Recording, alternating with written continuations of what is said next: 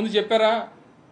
ఇద్దరు పిల్లలు ఉంటే 15,000 30,000 ఇస్తానన్నారు, కానీ తల్లి ఒకరిదే ఉంటే 15,000 అని చెప్పి ఆ రోజు ఎందుకు చెప్పలేదు?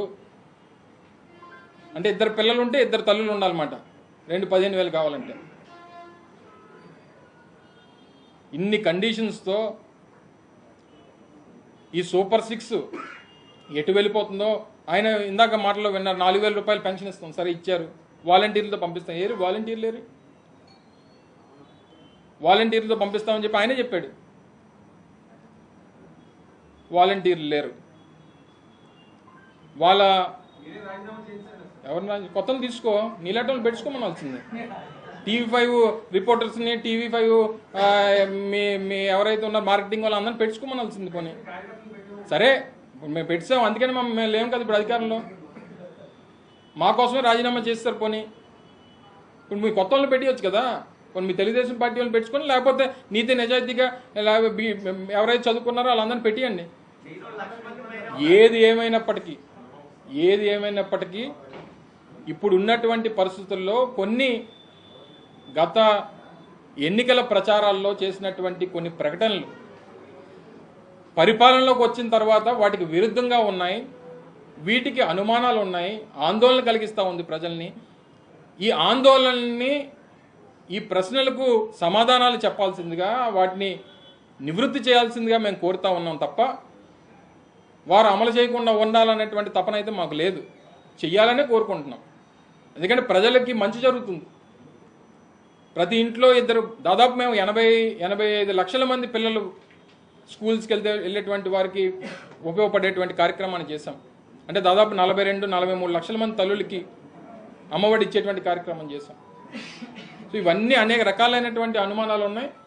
వీటిని అన్నింటినీ కూడా నివృత్తి చేసి ఇప్పటికన్నా ఇంకా జగన్మోహన్ రెడ్డి గారిని నిందించడం, ఆయన మీద ఏదో రకంగా ఇష్టం వచ్చినటువంటి మాటలు మాట్లాడడం, ఇవన్నీ మానుకొని 4 రోజులు అయిపోయింది.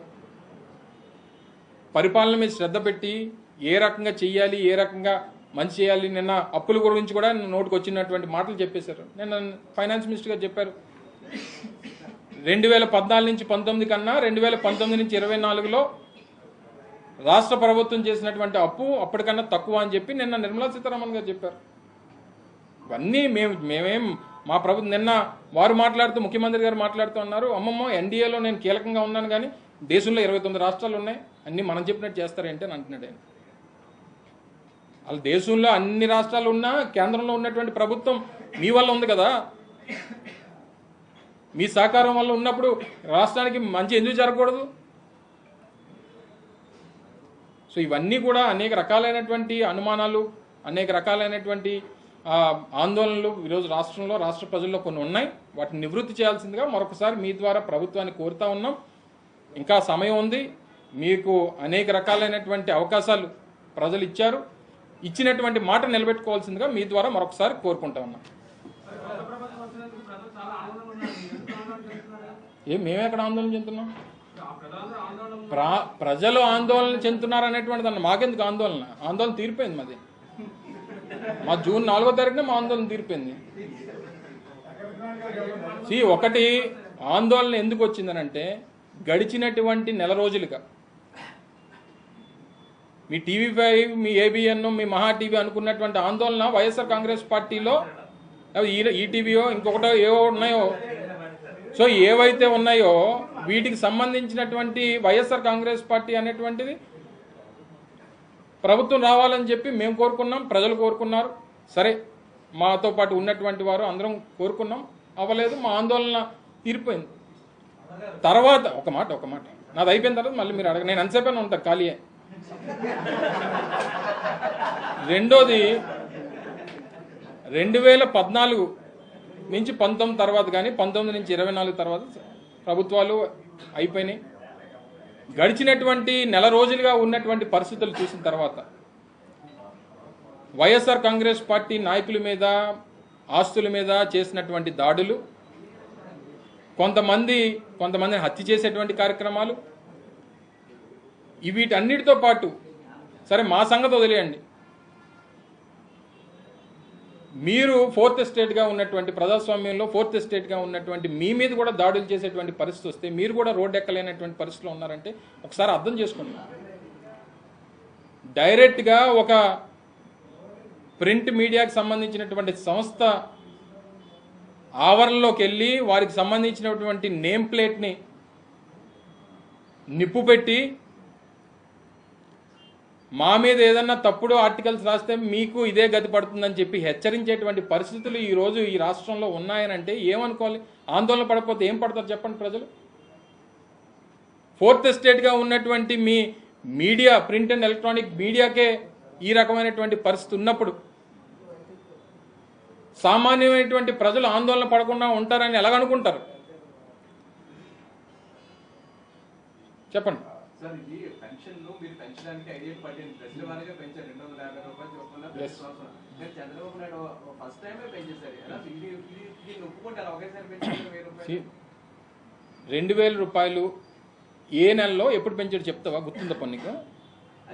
మేము 1000 రూపాయలే పెంచామని మీరు అంటున్నారు కదా. సరే అని మీరు అనేది కదా.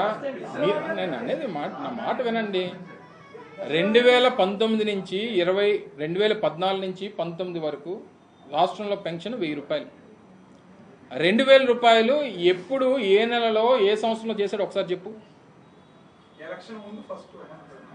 బాగా చెప్పాడు. చూడ రిపోర్టర్ గారు బాగా చెప్పారు. అది విను మరి, నా రిపోర్టర్ గారు బాగా చెప్పారు.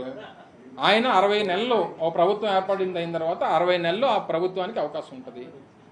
60 నెలల్లో 59 మాసాలు 1000 రూపాయలు ఇచ్చాడు ఆయన. అవునా కదా?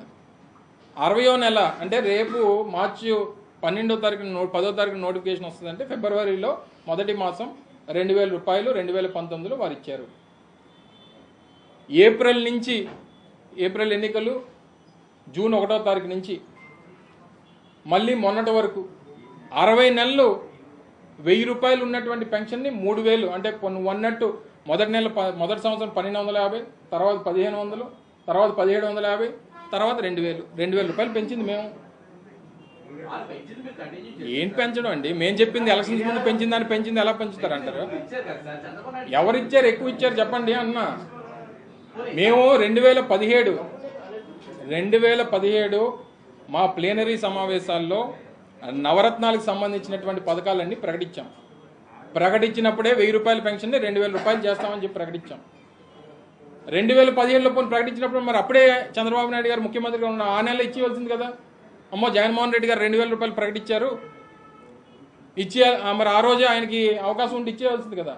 సో మేము ప్రజలకి ఏం చేసామనేటువంటిది మా అంతరాత్మకి, మాకు, ప్రజలకి అందరికీ తెలుసు.